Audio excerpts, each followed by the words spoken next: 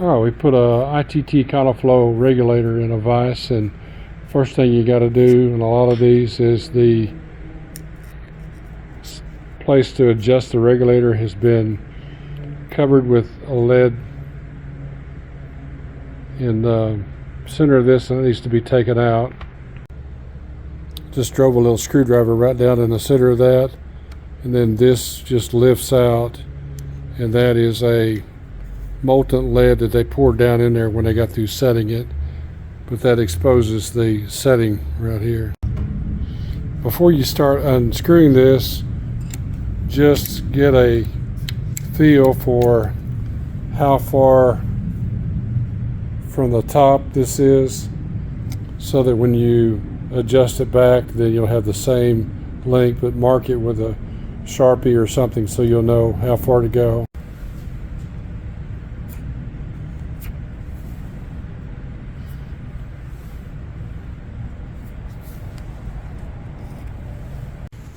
Alright, then we'll loosen this all the way out till that's taking tension off, so we can get that bell housing off. This is almost all the way out, and the tension is real loose. I don't want to unscrew it all the way, but that's pretty much all the way out. Alright, we've got a strap wrench on the top of this, and we'll unscrew this.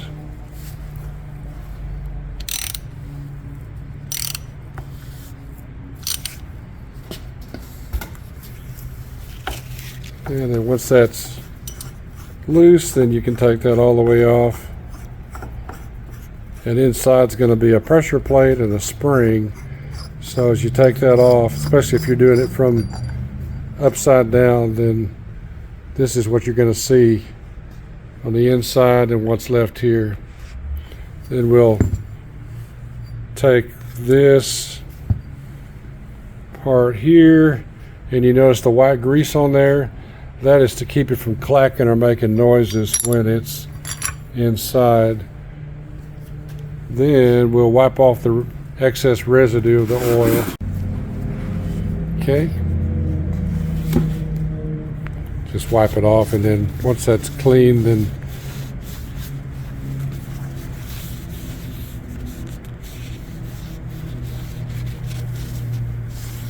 this actually has another pressure plate right on the edge there. We'll see there's a little ring on the outside here. That ring has to come up, so go the other way of this ring right here. That comes up, and we can clean that off, and then clean off any other residue we've got left. Then you'll see that this, you'll figure out which way it'll bounce on there, but it slides on to a pin. Let me get the edges peeled up here.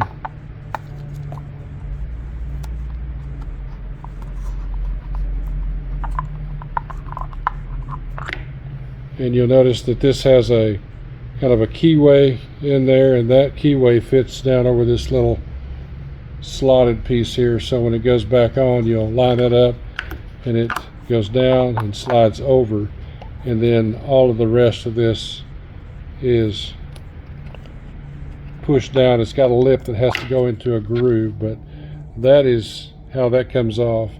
And then you can, with as much oil as what we saw all in the top, somewhere along the edge it's been damaged and compromised. Let me look at it and I'll get back to you in just a second. Okay, after looking at this, I don't see any flaws other than the raised edge of this all the way around is down to the canvas, and it looks like it's just been passing the natural gas through the raised edge of this all the way around.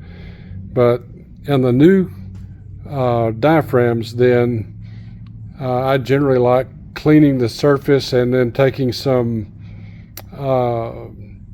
silicone paste and coating the surface just to give it a barrier against the oil, because oil and rubber don't mix. And then on the surface of this, wipe off as much of the oil as you can, and then I've just got some carb cleaner that we'll put in, spray that with carb cleaner lightly, and then put the diaphragm back the same way you took it out, where that groove on the bottom slides on, and then the raised edge of this, make sure it seats all the way around, and then the ring, the pressure ring, goes over the top of that, and then the spring and the tension spring goes back on the pressure plate, goes back, and this one, just food for thought, to put some heavy pump grease on the top of that. That keeps it from clattering against the inside of the regulator housing. So if you'll do that, if it does not have it, then put some heavy grease or heavy pump grease in the top of that to keep it from clattering. If you have a Teflon paste or something, then leave it there. But then this housing will go back on and screw down hand tight. Use your strap wrench and snug it up, and then this will be adjusted back down to the where you had it. On this one, I just marked the sides of the tool here, if you'll see the markings. When I've got the marking level with the top of this, and I know I'm back to the original, so I don't have to adjust it very much. This is the same regulator, but we've got it turned over, and oddly enough, this adjusts the pressure on the other side. That's a 3/16. One that will take this fitting off would be a 7/32, and that takes off that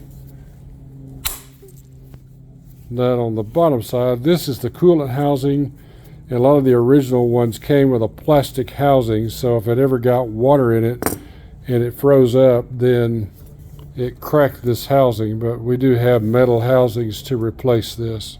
Okay, a little rubber mallet or something to tap up on the sides here to kind of get it started. But this, I took a screwdriver and nursed it up around the sides. It's been there quite a while, and it's got an O-ring that is seated around the outside edge of this, and it's a good idea to take the housing off. This has a lot of oil in it also. Clean that out, and then replace the O-ring on this before you put all that back. So you've got a clean housing, clean O-ring, and before you put the O-ring back in, put a coat that with silicone paste also. Just kind of FYI, make sure that the lineups of the tubing that you take off line up with your original. So if I took it off and they were facing towards me, then put it back facing the same way. If you're removing this and putting it back in the same vehicle, that way you don't have this lined up with some other direction. Once this is back together and this is adjusted back to the original place you had it, then I would install it back. And the easiest way to adjust the pressure on the regulator is to watch your fuel trims on your vehicle, and if the fuel trims are a plus, then you try to keep it close to zero as you can, but if it's plus, it's trying to add fuel, so you want to back this back out. If it's minus, it's trying to take fuel away, then adjust this where you're backing the fuel back out. So this is taking fuel away counterclockwise, this is adding fuel back going clockwise. So if it's plus, it's trying to add fuel, then go clockwise. I think I may have said that backwards the first time. And then if it's minus, where it's again trying to take fuel away, then you're going to go counterclockwise. So this is minus and this is plus. When you get adjusted where the fuel trims stay close to zero, then you're good to go.